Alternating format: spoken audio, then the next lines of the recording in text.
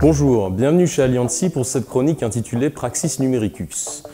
C'est un nom un peu barbare, mais en fait de manière simple, c'est une chronique qui traite de la transformation numérique de manière concrète, en donnant la voix à ces hommes et ces femmes qui incarnent la disruption sur le terrain. Cette fois-ci, je vous propose un reportage au cœur de la transformation numérique de la Croix-Rouge, plus précisément dans un centre d'hébergement géré par Coalia, à Ris-Orangis dans l'Essonne. Et ils ont installé en fait une borne interactive qui aide les migrants à retrouver leurs proches qu'ils ont perdus sur la route. Cette borne s'appelle Trace the Face et elle est à l'origine du Comité international de la Croix-Rouge. Axel Mouechler, digital producer au CICR de Paris, s'est occupé de toute la partie technique et il nous expliquera comment il a rendu l'outil le plus accessible, le plus ergonomique qu'il soit pour les migrants. Puis Grégoire Ducret, directeur délégué à la stratégie d'innovation de la Croix-Rouge et directeur général de l'incubateur 21, nous expliquera pourquoi l'innovation n'est pas seulement l'apanage des entreprises. C'est une stratégie d'innovation sociale que Grégoire Ducret essaye de mettre en place en utilisant des programmes d'intrapreneuriat, en faisant marcher le réseau de bénévoles et d'employés de la Croix-Rouge, et d'entrepreneuriat, en faisant vers l'extérieur venir des startups ou des ONG collaborer pour mettre la technologie au service de l'humain. Voilà, je vous souhaite un bon visionnage et vous pouvez retrouver des liens dans la description sur le site alliancy.fr qui peuvent vous permettre d'approfondir un peu plus le sujet de la transformation numérique à la Croix-Rouge. Trace the Face est un outil en ligne qui permet aux migrants et à leurs familles d'accéder à un annuaire de photos qui ont pu être séparés, soit sur la route migratoire ou qui ont perdu contact avec leur famille dans leur pays d'origine. Le 22 juillet dernier, on a déployé à Ris-Orangis la dernière borne du projet pilote, la seule en Île-de-France, dans un centre de réception de Coalia. L'idée était vraiment d'apporter cet outil digital dans les camps de migrants, mais de le rendre accessible à une population qui n'a souvent pas l'habitude du matériel informatique et qui a des difficultés parfois d'illettrisme ou juste de ne pas parler la langue. Par exemple, quelqu'un qui viendrait du Sénégal, qui se retrouverait devant la borne, pourrait déjà sélectionner la langue qui lui convient le mieux parmi les langues proposées, puis à l'aide de filtres pouvoir rechercher, disons s'il recherche sa mère ou sa sœur, rechercher une femme d'origine du Sénégal, et il peut aussi rentrer la date à laquelle il a été séparé et aussi l'âge de la personne qu'il recherche.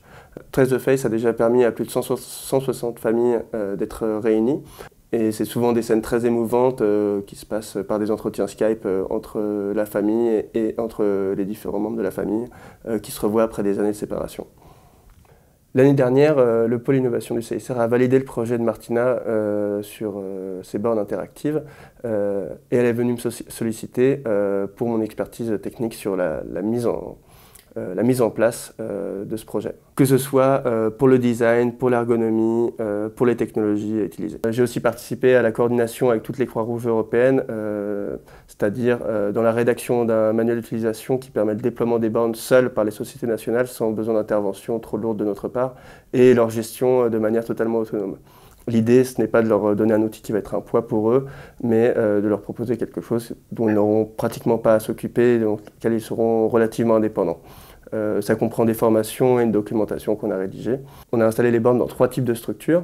Donc soit par exemple des unités locales de la Croix-Rouge qui sont les centres où l'on reçoit les services sociaux de base, des centres de réception où les personnes vivent au jour le jour, où les migrants peuvent vivre au jour le jour, et des centres de conseil où les migrants peuvent venir chercher des conseils juridiques ou administratifs.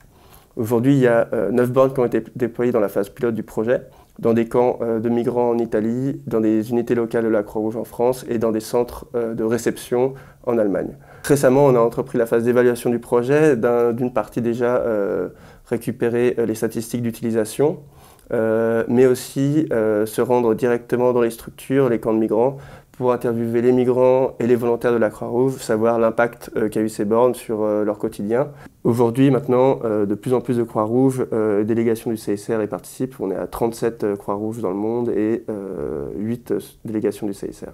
Cet outil a permis d'avoir une base de données commune où tous les cas liés à la migration sont répertoriés. L'idée de ce genre de projet est vraiment d'évaluer la capacité des technologies digitales à avoir un impact humanitaire, notamment sur les thématiques liées à la migration, qui sont celles qui nous occupent en Europe.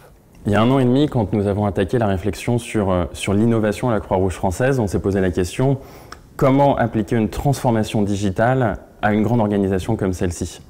C'est ainsi que nous avons créé notre stratégie d'innovation sociale, qui est la traduction de cette transformation digitale, qui n'est pas l'apanage que des entreprises. Les ONG, les organisations à but non lucratif, ont aujourd'hui un devoir de se transformer, de se saisir du digital pour apporter des réponses nouvelles. Les besoins sociaux augmentent, se diversifient, se complexifient. En France, entre 2005 et 2015, c'est 1 million de personnes supplémentaires qui sont entrées sous le seuil de pauvreté. En face, une raréfaction de l'argent public. La technologie, en ça, devient un moyen pour nous de trouver plus d'impact social. L'innovation sociale, c'est le fait d'apporter des réponses nouvelles à des besoins sociaux non satisfaits ou mal satisfaits. Pour ça, nous menons une stratégie qui est une stratégie d'innovation ouverte. On essaye de donner les moyens à ceux qui sont sur le terrain, à ceux qui font, de nous apporter les solutions. C'est ce que nous faisons avec un programme intrapreneur où nos 18 000 salariés, nos 60 000 bénévoles ont la capacité de proposer des projets innovants et nous les accompagnons comme si c'était des entrepreneurs. C'est cette stratégie bottom-up qui nous permet d'aller chercher cette pertinence de la solution sur le terrain pour la structurer et ensuite l'essaimer. La finalité de l'innovation à la Croix-Rouge française et celle de cet accélérateur, c'est de maximiser notre impact social. Nous ne sommes pas dans une recherche d'activités nouvelles ou de revenus nouveaux, mais bien celle de cibler, sourcer les projets qui répondent de la meilleure façon à l'ampleur du besoin social et de lui donner les moyens de réussir en trouvant un impact systémique. Try the Face est l'illustration de comment est-ce qu'on peut mettre la technologie au service de la transformation d'une activité traditionnelle, le rétablissement des liens familiaux que nous faisions à la main, par le papier aujourd'hui, grâce à la donnée, à l'utilisation des algorithmes devient beaucoup plus puissant pour répondre à cette mission. Nous avons organisé un hackathon réunissant des ingénieurs, des développeurs, des data scientists pour travailler pendant 2 jours à l'amélioration de cette solution. Un autre exemple d'utilisation de la technologie afin de transformer nos métiers, la modernisation de la formation au premier secours. Aujourd'hui, nous faisons évoluer le PSC1, 8 heures de formation en présentiel, vers du e-learning, de la réalité virtuelle, afin de renforcer l'attractivité de la formation, la mémorisation également. L'innovation ouverte, c'est aussi travailler avec l'extérieur. C'est accepter de travailler avec les autres associations. Il ne doit pas y avoir de concurrence entre les ONG, de travailler également avec les startups, avec des grands groupes.